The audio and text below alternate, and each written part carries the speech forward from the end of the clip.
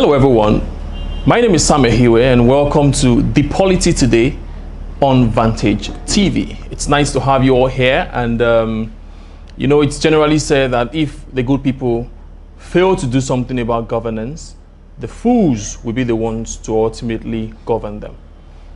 Today we'll be discussing very relevant issues as it relates to governance in Nigeria, with particular attention on the 2023 presidential election. A lot has happened within Nigeria, a lot will happen, and as we speak, a lot is happening. With me here, we have Nduka Enweliku. Hope I got the name right. Enweliku. Interestingly, most of those peddling those maybe rumors or whatever you want to call it, they are conspiracies. Southerners. Most of those peddling are Southerners. Oju Zokalo is one of those who is trying to sell the narrative that a Northerner should be given a ticket, and it's on the South. What do you have to say about that? Yeah, we always have that. We always have that. From time immemorial, you have such people that come up for their selfish reason. He said he shared a room. Yeah. He shared a room with the Senate president. Shared a room in the university or something. He came up with all that. So you see all those reasons. It's an internal contest. So we try as much as possible not to go. You see the way we've run our campaign. We don't really attack, or we don't really come. We try to be civil, because certainly we know that after the primaries, the party has to come together to support a candidate, and the party will have to come together to support the candidates of Professor Yemi Osinbajo. So all these conspiracy theories they're talking about, yes, the northern candidates that they're talking about, we have how many days to go to the primaries? None of them has gone to any state. So are they sitting in Abuja to be crowned? No. And I know the party knows. The president also knows. The president is a very fair man. So these are the things people fly conspiracies, and maybe they want to plant it in the ears of the president or something. President, as it I know, will go above the fray and will stick to the convention and the practice of the APC, and is equitable that it's going to go to the South, and it will go to the South. It will go to the, I assure you it will go to the South. Very well. I just want to recall that during the time of Yaradua, I'm sure he didn't meet delegates, but the likes of Peter Odili went around meeting delegates. Yaradua was picked, and he got the ticket. That's why I told you that we have gone past 2007. I've gone past that time where someone just sits down, and the delegates not. I've gone to meet the delegates. I've met them. We've canvassed. Then we've spoken with them. We've consulted with them, and it's clear. If you don't go and meet them, they're not going to. Nothing is going to happen. So I don't know the magic. They're not pushovers. Or if they will say, governors will just instruct them and they will do this and do that. It was not going to happen. So those that are doing that, I just want to address them, to desist from that, and let this country be united. Fantastic. Let's run the country. Thank you very much, Mr. Onduka. We're about wrapping up, but just to a few more questions so that we can put everything in perspective. Do you think the All Progressives Congress is united? So I'm talking about the aftermath of the primaries. Do you think there's going to be a division in the party? So just recently, the Southwestern aspirants had a meeting at Lagos House. The meeting was called together by Baba Akonde and Baba Oshoba, and it was hosted by Mr. Gboyega Akosile. Now, Mr. Gboyega Akosile spoke after the meeting and said the one-point resolution at the meeting was that whoever emerges as candidates, as a bearer of the presidential ticket of the APC, every other aspirant from the Southwest will rally around the person. So more or less what that means is that if Osinbajo, the ideal candidate, like you just said, emerges, the likes of Bodilon and others will queue behind him. Do you think that will happen? Or do you think there will be a fallout? People leaving the party out of frustration after the primaries? Well, I think people will have their grievances. It's the contest, so people will certainly have their grievances. But I think after the primaries, the party will come out united, because if you look at it, unlike before, you had time before people to cross here and there.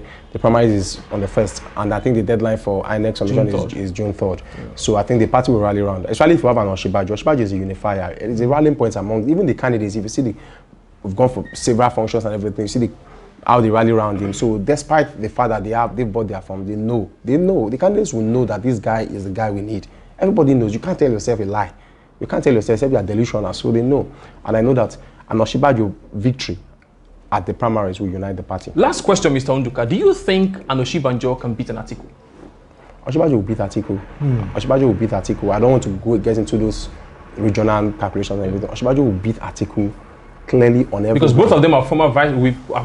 Atiku was a vice president. Well, it goes beyond that, like the Oba of Benin will say that the credentials of Osinbajo and his capacity and his character of a person, it has already sent shivers down the spine of every other contestant. So on what will Atiku campaign on? Osinbajo is a man that from his pedigree, from his character, from his personality, everything around him, he will beat Atiku. And as he has said, looking at the way he has worked with President Buhari and look at the way Atiku has worked with President Obasanjo, you can see clearly that this is a man that is a loyal party man. He's a man that has that courage of conviction. He's a man that I know that appeals, in between 2015 and 2019. In 2019, we ran a lot on the social investment programs and the success of that program. And that is what Osinbajo is known for. He's a man that works for the people. Oh, you hear him speak and say he wants a government that will work for every Nigerian. So we don't need someone that will run a government that will work for only a few. And Nigerians know that already. If you look at Osinbajo and Atiku, you know who will work for a government, who will run a government that works for every Nigerian. And that is what Osinbajo is. Osinbajo is a candidate for Nigeria. Across Nigeria, it's not, if you go everywhere in Nigeria, I'm even amazed. Some say it's grace. No, but I think it is a love and it is the character of the person and it is what he has brought to the table. On the day of election, before 12 o'clock, any candidate of the PDP, APC will already be rejoicing because we will have gotten the result from the polling units. And when you get that, it can't be changed at the collation center. So from there already, we will know that we'll win the election. Now, Mr. Onduka, like I stated at the beginning, is the coordinator of ACT Now, a frontline support group of the All Progressives Congress, Nigeria's ruling political party. The ACT Now was involved in the 2015 and 2019 presidential elections, where they delivered the candidates of the All Progressives Congress. Now, like we said at the beginning of this show, the responsibility of good governance and democracy in any nation is a collective responsibility. If the good guys sit by without doing anything, the fools and those who have no good intentions for the country will definitely take power, and it will be detrimental for the common patrimony of our country. Thank you very much for staying tuned and for being with us all through. But interestingly, I'm a coffee man. I take coffee a lot. Unduka, what do you take, coffee or tea? Coffee. Okay, coffee. So I take coffee, Unduka takes coffee, so we are coffee men.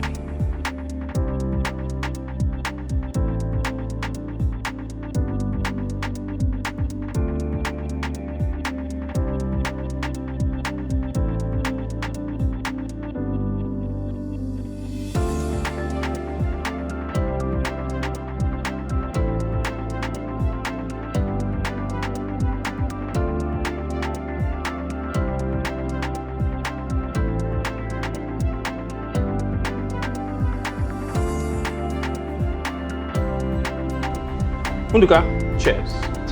To an Osinbajo victory. And to a better Nigeria.